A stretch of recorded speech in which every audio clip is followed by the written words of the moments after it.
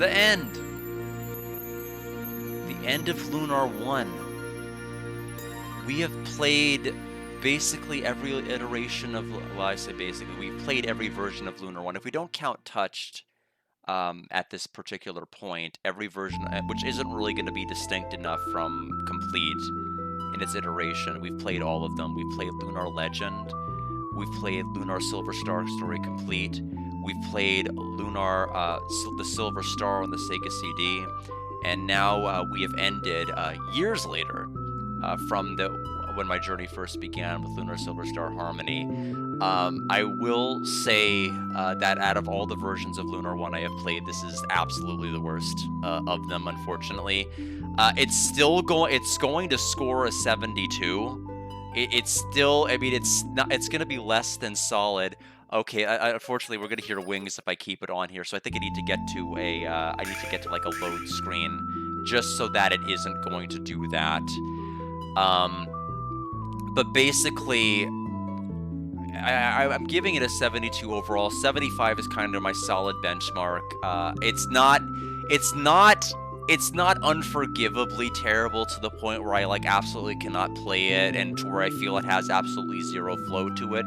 There are parts that it definitely has flow and it definitely has a feel like it's moving and it's building momentum. Having the Dragon's Lament was definitely a moment where it felt it was building up and having that momentum to where I was able to get through areas with what I felt was relative speed. And a lot of the later dungeons opened up quite a lot more. I could actually dodge enemies. That was something you just could not do in so many spots in this game. It made it feel like it wasn't really even an option, because part of what made Lunar Silver Star Story Complete work is you could take certain fights or you could strategically weave around them. But Harmony was like, no, we're going to make all of these areas really, really small, very, very impossible to navigate and weave between, like threading a needle, and you just ended up with so many encounters. But that's not the reason why I'm really, really adverse to this game. The biggest problem is that from every version of Lunar I played, what was put on the pedestal first and foremost was the world. The focus of Lunar was on its world and its inhabitants. Like, all of these hooks, all of these bells and whistles and things that happened later came second. And nowhere was that more apparent than when I finally played Lunar the Silver Star on the Sega CD, which was released in 1992. And during that time where it was released, you have to understand the RPG era that was in. RPGs kind of had a very similar, same formula to them. Like, this is the main protagonist. You have to go and slay evil King Baramos, who's enslaving the land, and you need to free all of the people of this era. Or you have people that are part of a peaceful hamlet, and that village is immediately attacked and then overrun by demons, and it's a plot of revenge where you have to go here. Like, towards the beginning, like, you're kind of told what to do and where to go very, very quickly. That was kind of the era of the gaming that it was in. And then Lunar the Silver Star came out. And, you know, as someone who's kind of playing that game relatively new without any knowledge of it, other than the other Lunar games I played, you know, I could see someone in that era playing this game. I was like, oh, we have a nice peaceful village. I know what's going to happen here. This place is going to burn to the ground. And then, like, nothing happens. Oh, it's like, oh, we're going to a white dragon cave. Oh, we're going to fight a boss there. Nothing happens. Oh, we have to go to the woodcutter's axe so that we're able to repair the bridge so that we can go cross over to Saith. Well, there's got to be something guarding the axe, and then, like, nothing happens. Well, surely when we get to Saith and go to Maribia, we're going to fight a boss on that. No. In fact, you don't fight a boss in the Silver Star until you get to the underground sewer area. And so you're playing the game and you're like, what the heck is going on? Like, what is the focus? What are we even building towards? And that was kind of the brilliance of it. You learned very, very early that it was about to kind of appreciate the world that you were in, that it wasn't it wasn't like this big revenge hook. It wasn't this big thing. It allowed its characters and its charm and its colors and all of these things to kind of present itself naturally, rather than having this big calamitous thing happen that kind of precipitated all this gloom and doom at the beginning. It's part of the reason why the galleon scene in the Silver Star works, in my opinion, so much better than a lot of the other versions in terms of its impact. Quark gets killed, like all of the individuals in Burr get enslaved, all of the and your parents are replaced by fake parents. Mind you, you don't even know at that time that people have been kidnapped. For all you know, everybody in the village has been killed by members of the Vile tribe. Dine's monument has been destroyed and shattered, and like the entire representation and culmination of your journey, defining who you were, like that gut punch, I don't think would have worked nearly as well if they started the game with like something like that happening, like having all of this calamitous stuff happen at the beginning before you learn why you should care about these characters, why you should care about this world. The reason it was so impactful was because the game waited until so much later to explain, here's who you need to stop, here's what's everything's happening. It was absolutely, oh my gosh, it was one of the reasons why I felt like for a while there, I liked it more than Silver Star Story Complete. Even though Silver Star Story Complete fleshed out the character relationships way, way more, that pivotal moment delivered such a gut punch. It was such a call to adventure that I was kind of in awe of it. Like just hearing that sad piano theme after you kill your parents, not knowing if they're really dead. Like I had no idea what this version was going to bring. And it was like, and having like Galleon like 100% established himself as a formidable threat that moment. And even if he never really did anything else as scary or terrible again, other than the grindery scene quite a bit later, that's all he needed to do. He did it perfectly. And so when Lunar was released, and what bothers me about Harmony is it decided the 2010 era of RPGs and JRPGs had kind of shifted. It went from a lot of these RPGs kind of info dumping at the beginning. Like, I'm trying to think of the best way to really explain it. But they kind of hit you, they kind of tease different concepts at the beginning to kind of hook you in later. Abbreviations and things that they won't define. Characters that might have question mark names that they don't reveal. Things where they're like, oh, you don't know who we are, but if you play until hour 25 or 30, you're gonna know what this question or answer means. And like, initially, it was okay. That they still cared enough about establishing the world, establishing its concepts with these other RPGs, to where it wasn't a big deal that they were doing this. But somewhere in this era, it really started to change. They started doing this without establishing the world or its characters. They presumed you were going to care about all of this lore, care about all of this information, without assuming that you had any reason to really do that. And so that was kind of the era where I started to really kind of tonally shift towards JRPGs. I felt like they were kind of churning out a lot of bad stories. They were really not trying to have you engage with the plot, and they were aggressively shoving abbreviations and things rather than having you naturally try to acclimate it. So Harmony could have been a game that, if it just stayed true to the Lunar formula of having the world and characters first and foremost, I think it could have really stood out in an era of RPGs kind of inundated by that. But that's not what Harmony did. Harmony decided it needed to be like every other JRPG at the time. Eiffel, the 5 dark gods of the moon with masks, the goddess Althena, Dragon Master, Hell-Mel, all of this stuff at the beginning. They felt like it needed to have a hook it absolutely did not need to have. It didn't even matter. It's not something that even built up to a satisfying payoff later. It didn't matter. Granted, I was so disgusted with the concept at the outset. I'm glad they didn't touch on it, but I'd rather they wouldn't have even had it at all with that introduction cutscene. What they could have done, and I've said this before, is they could have used it as a framing device. Alex's father Oro could have been talking or giving some sort of a story of the Dragon Master or and his adventures and the tail end.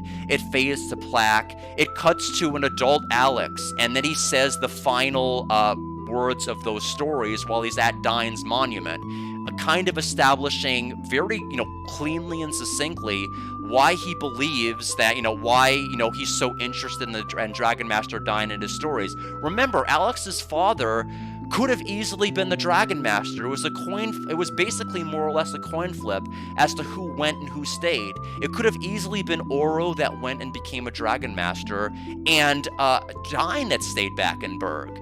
And so it was, Alex had multiple reasons why he would have cared about this journey. If it was used for a simple framing device, it would have been fine. It wasn't, though. It was used as a hook because they didn't think, I don't know if they just didn't think that Lunar could have stood on its own, that gamers had such short attention spans that they needed to be teased by 9 million concepts at the beginning, but they weren't even concepts that were, as Tay said, touched upon later. Yeah, or made a prequel. They could have made a prequel, but they didn't. But the offense against the world doesn't stop at just the introduction. All of the areas are massively shorthand. There's so much less area to run in, so much less so much less space in towns to explore. I even commented. Remember how Vane had those two courtyards? They were cordoned off. One had the statue on one side, and there was another person that was serving as an obstacle on the other.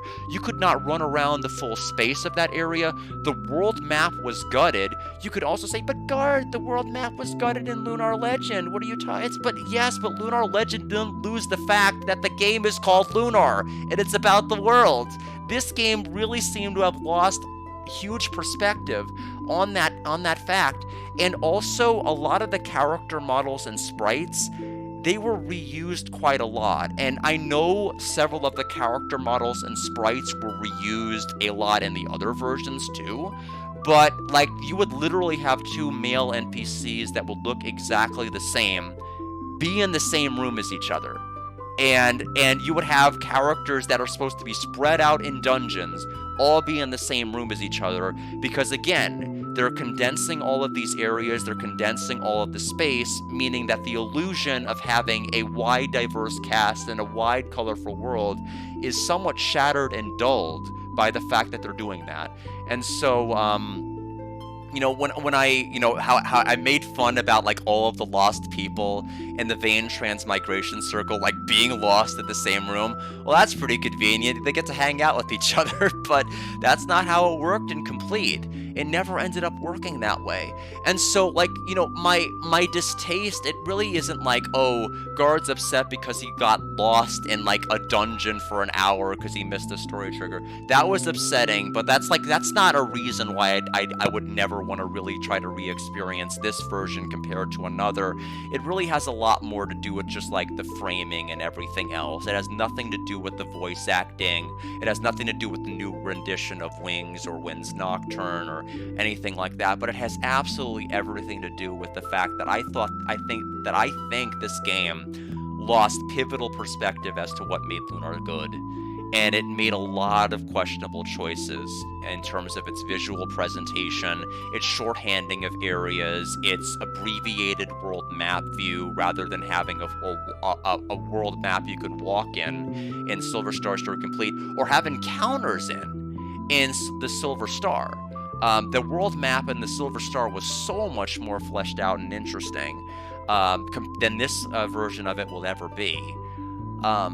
But overall, there are parts of it I still felt were very Lunar. I definitely enjoy, and when I was able to get through areas very, very quickly with the instant win Dragon Lament, I'm like, yeah, I can have fun with this now. I could play the game and I can go through areas, fight bosses, and make sure my characters are buffed and prepared. It was fine. I do think the game was a bit too easy. I think again, this is the lowest level I think I've ever fought Galleon in any type of Silver Star Story Complete type setting. And I think some of these abilities are completely broken, and I don't think the game is balanced appropriately with that. The fact that I was able to beat, to do everything at the very, very start without Like's help, at the lowest level, before I even had 2 attacks with Alex, was surprising. The fact that Saline Slimer didn't heal after each round, like, what was the point of even having him as a boss? The whole point of his existence was to teach people about the importance of using Vigor, Cascade Song, songs to buff your characters, but instead, he just dies. Apparently, you don't need to do that. It's weird because it's a good lesson to teach people, because you absolutely want to buff for some of these later fights. Did you see how much damage I did to Galleon at the end? My goodness, you absolutely want to make sure you use those abilities for later fights. But yeah, I could go on, but like really the biggest takeaway is, I really, really think that when it comes to my Lunar journey, I really, really, I mean, if I were to rank all of them, it is Silver Star Story Complete Remastered, Lunar the Silver Star, Lunar Legend, and then at the very, very bottom this. And Lunar Legend is not, I mean, it's not even, I don't even want to describe it as being like towards the bottom. It's not. I actually really, really enjoyed all of its twists and changes. I like the fact that it focused on actually having Alex have an authentic trial with Quark. It reiterated the theme if you had to choose of the life, reiterate the theme if you had to choose between the life of the one you care about most and the fate of the world, which would you choose? With Quark kind of hinting that that was going to be a future question, Galleon again re-asking that because that's the question he always asked. But that also brings up another point. This game's cutscene direction. We all made fun of it when it came to a lot of these scenes, like the boat scene. Like, a lot of the scenes would have benefited if they just did not allow for me to have like any sort of input at all. The boat scene, like if you played the Silver Star Story Complete, it played out automatically with the sprites. Like you didn't have to press any buttons. Luna was kind of going and chasing after, but in this version, you had to manually input a button, meaning the boat would move, it would stop, the boat would move, it would stop, until you pressed every button. And it was the same thing with Galleon's reveal to be the Magic Emperor. It was the same sort of thing. Galleon would cast a spell, you'd have to wait, you'd press the X button, boom, Alex is hit, and then it takes damage. It was just like, it felt like such a weirdly paced thing.